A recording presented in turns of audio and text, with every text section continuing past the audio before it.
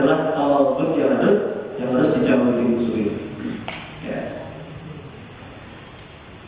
Apalagi di dalam Al-Quran 11 kali disebutkan ya, dalam surat Al-Jin itu ya. Kalau dukun sebelum Rasulullah mendapatkan wahyu itu masih banyak benarnya barangkali. Ya. Kalau dukun hari ini sudah susah. Ya. Jinnya sendiri mengakui di dalam surat Jin ayat ke-9 itu ya. Wa anna kunna naqutu minha maqatal samsi fama yastami'u ana yajid lahu shihaban rasada. Dulu sebelum Muhammad mendapatkan wahyu ya, itu wahyu itu nggak dijaga ya, dijaga oleh malaikat ya. Jadi kami itu nyuruh berita Allah memberikan wahyu kepada Jibril alaihissalam ya, yang mati ini ya, Israel diberi wahyu kan, cabut nyawanya ini ya. Atau ini diberi penyakit ini ya. Jadi dukun ada yang benar. Begitu kita datang ke rumahnya, kita belum ngomong, dia sudah nebak ya. Walau masalah cewek rasa sedih gitu, belum ngomong sih mbak. Jadi dukun itu dari jin ya, zaman dulu ya. Hari ini ya pengakuannya jin ya.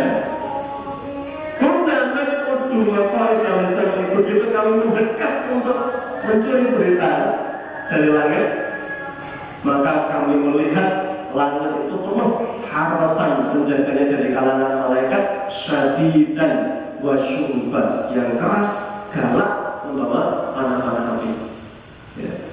Maka semakin susah cari gosip ya, cari berita maka turun dia ya. Akhirnya betul kata Rasulullah, satu kebaikan dibumbui dengan 99 kebohongan ya, dukun ya. Jadi sudah nggak mandi dukun hari ini itu ya. Kembali ke tawagut ya. Tawagut berikutnya adalah alladzi yahkumu bi ghairi ma anzalallah. Siapa yang disebutkan tawagut dalam Islam adalah alladzi yahkumu bi ghairi ma anzalallah, orang-orang yang menghukumi dengan hukum selain hukum Islam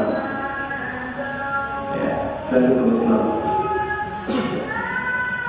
Ada kontroversi dari para ulama, perbedaan pendapat, perdebatan Indonesia itu negeri Islam atau bukan. Islam atau bukan Pak? Islam ya, betul ya. Pendapat yang mengatakan negeri itu disebut negeri Islam kapan? Pendapat yang pertama, kalau pemimpinnya Muslim, mayoritas yang dipimpin Muslim. Berarti kalau kategorinya ini pendapatnya Indonesia negeri Islam. Haji loh ya. Lagi umrah lagi hari ini ya. Negeri Islam itu ya, yang berpendapat A ya. Pendapat berikutnya, negeri itu disebut negeri Islam, standarnya bukan jumlah penduduknya yang beragama Islam, tapi dominasi aturan atau hukumnya yang berkuasa ya. Ketika Rasulullah SAW menguasai Madinah ya, beliau masuk ke Madinah dalam keadaan lemah. Ada Yahudi banyak sekali, Bani Quraidah, Bani Ghatafan, ada musyrik Arab, orang-orang Badui di desa-desa gunung itu banyak sekali ya. Ada Nasrani juga banyak ya. Sama ya. Ketika Rasulullah SAW menaklukkan Mekah ya, Mekah hari itu dominasi masih banyak patung ya, ada 360 patung kalau nggak salah begitu Rasulullah masuk Mekah itu ya, 13 tahun nggak diutak-atik ya. Sekali Rasulullah pernah sama Ali tidak ditolak berusaha patung ya, malam-malam enggak pernah dihabiskan yang mengitari Ka'bah itu. Begitu Islam berkuasa di Madinah, Mekah diserang, Mekah jatuh. Ya.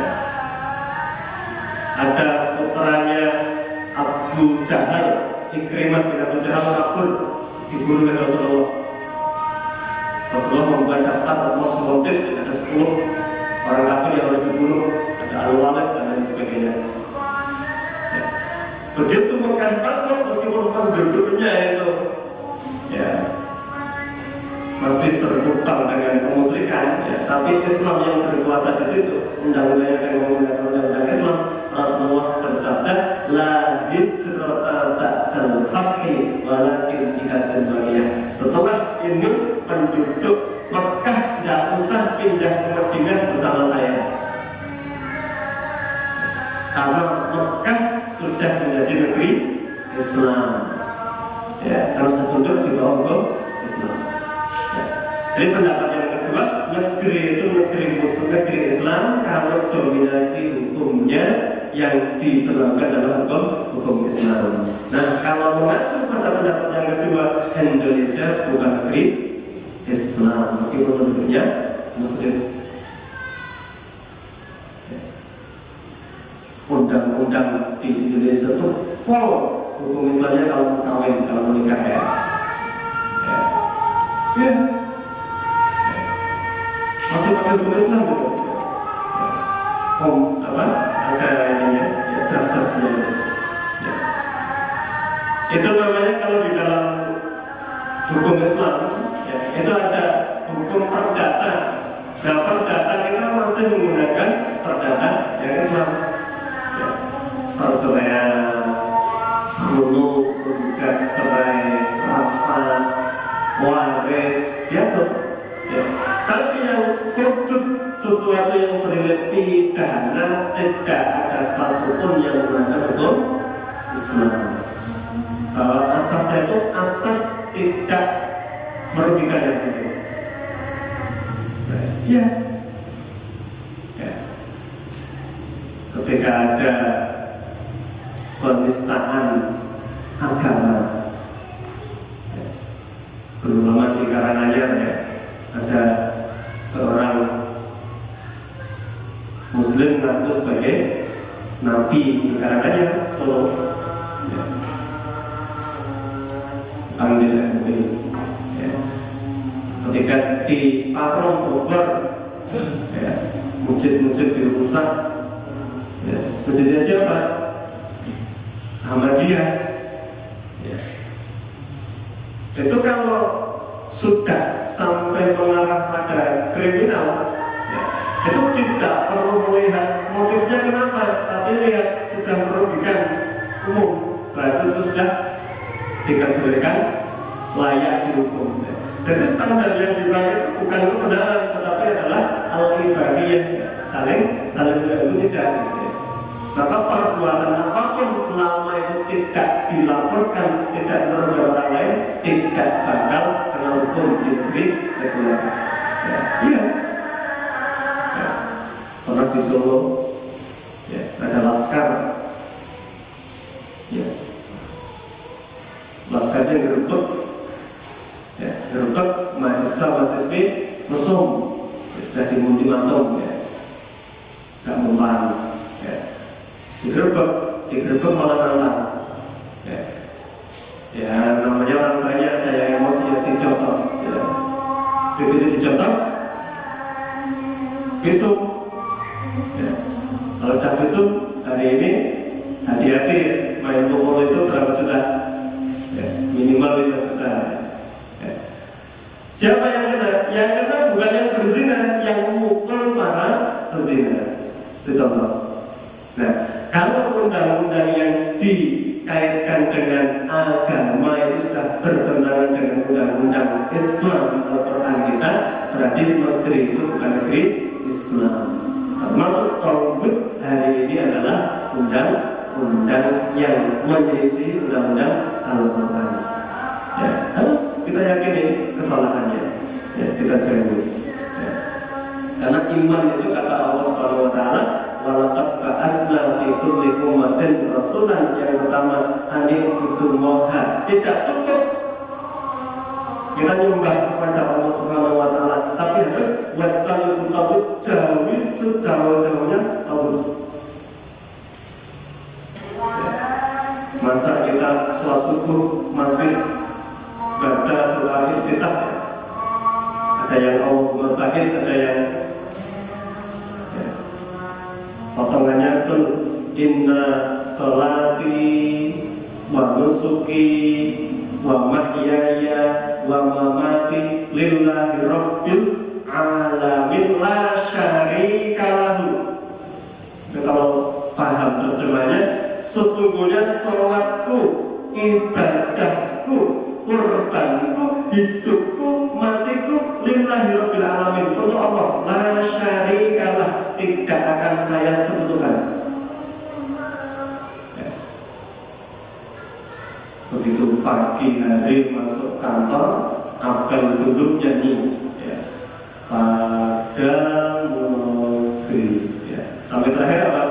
Bagimu negeri, jiwa raga kami, itu hidupku, matiku untuk negara. Ya, negaranya Islam, negara Islam baik, ya, akidahnya. Ya. Jadi terkadang sesuatu itu perlu, ya, kita kaji dari sisi Islam kita, ya, bahwa hidupku, matiku bukan untuk negeri, untuk Allah Subhanahu wa Ta'ala. Ya, ini bentusannya mulai gitu, di batin. Ya.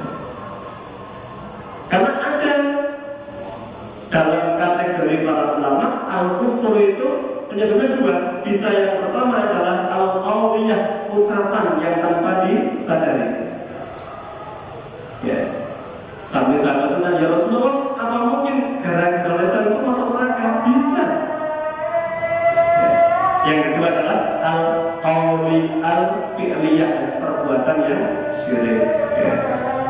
Jadi ada yang perlu banyak kita pelajari dalam Islam, kita selaraskan sehingga seluruh perkataan kita, perbuatan kita dalam koridor yang dibenarkan oleh Islam. Ya. Maka kemurnian akidah kita itu kalau sudah dua, yang pertama menyembah Allah, yang kedua jauhi tagut-tagut itu apa? Seluruh sesuatu yang dibenci oleh Allah, termasuk undang-undang yang bertentangan dengan undang-undang Allah Subhanahu wa Ta'ala. Ya.